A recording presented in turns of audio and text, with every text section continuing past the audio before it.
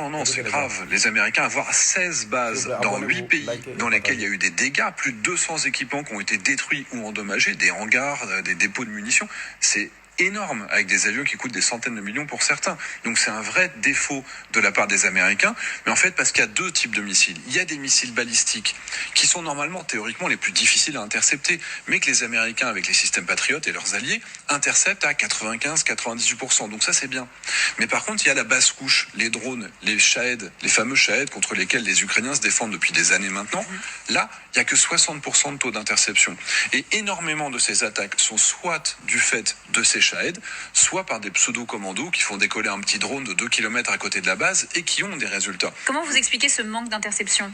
Les Américains ne sont pas dotés d'interception contre les drones ? Les Américains, comme nous qui avons subi des attaques et des morts en Irak et des destructions également aux Émirats, nous ne sommes pas prêts à la guerre moderne face aux drones. Et c'est pour ça qu'il y a une grosse différence aujourd'hui. Si demain, les échanges de tirs devraient reprendre, les Américains auraient toujours leur système de défense lourd patriote, ukrainiens qui sont déployés sur place, et c'est les Ukrainiens, avec leur méthode ukrainienne, qui vont être capables d'intercepter les missiles kamikazes Shahed. Et eux, les Ukrainiens, ils ont entre 95 et 98% de réussite. Donc une saturation par drone peut réellement percer les défenses américaines. Américaine, oui. Ukrainienne, non. Et c'est ça qui est problématique. Les Américains avaient je pense qu'ils étaient un petit peu hautains sur leur capacité. Ils avaient refusé le soutien ukrainien en octobre dernier quand ils avaient dit, vous savez, vous n'êtes pas prêts face aux Shahed, vous n'avez pas les systèmes adaptés. On le sait parce que les Ukrainiens utilisent des patriotes et ils disent, voilà le système qu'il vous faut. Et les Américains ont dit non.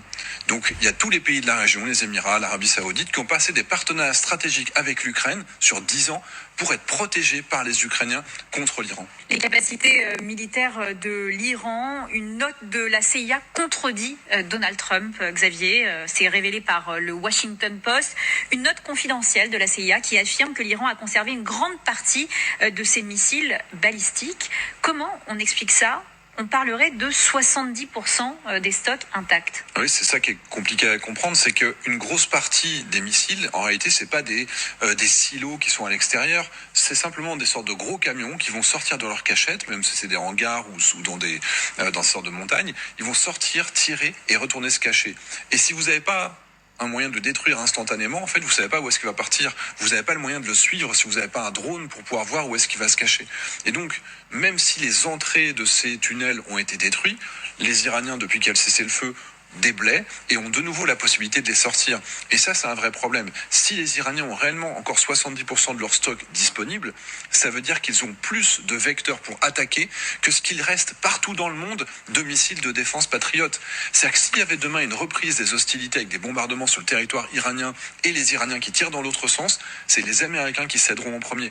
Et ça, c'est structurant. C'est vraiment très grave. Ça veut dire que les Américains ne peuvent pas se permettre de recommencer la guerre parce qu'ils ne seraient pas capables de tenir sur le long terme. Et sur le plan économique, on vient de le dire, la CIA a aussi dit un élément intéressant, c'est que certes la situation est catastrophique, la population souffre, mais ils disent que les Iraniens peuvent tenir encore 2 à 3 mois au rythme actuel malgré le blocus. Oh non, c'est grave, les Américains... Apparemment, les Américains ont appelé l'aide à l'Ukraine.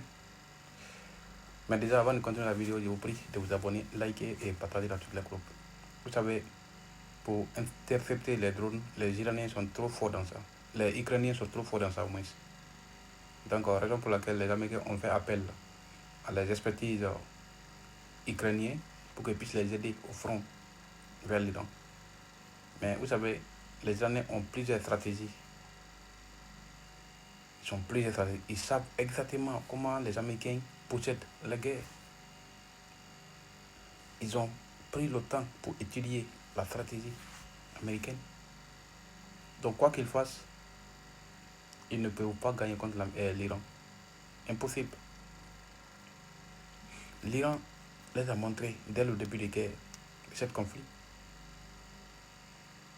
Ils ont fait en sorte d'abord pour qu'ils puissent faire dégager tout les matériels antimissiles.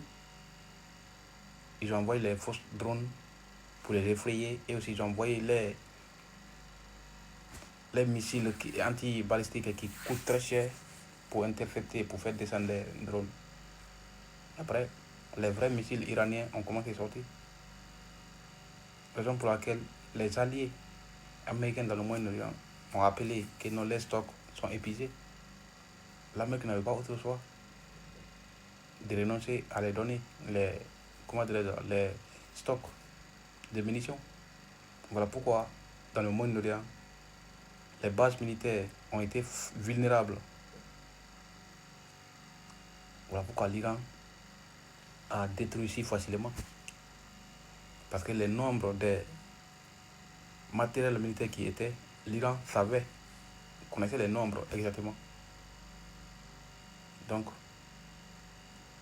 les Américains doivent impérativement comprendre au fait qu'ils ne peuvent pas accepter la défaite. Malheureusement, vous ne pouvez pas gagner. Et pourquoi donc vous ne pouvez pas gagner? Parce que vraiment, vous ne savez rien. La stratégie de guerre iranienne, mais par contre, les Iraniens savent des vôtres. Voilà la raison. Et donnez-moi votre idée en commentaire, les gars. N'oubliez pas de vous abonner, liker et partager.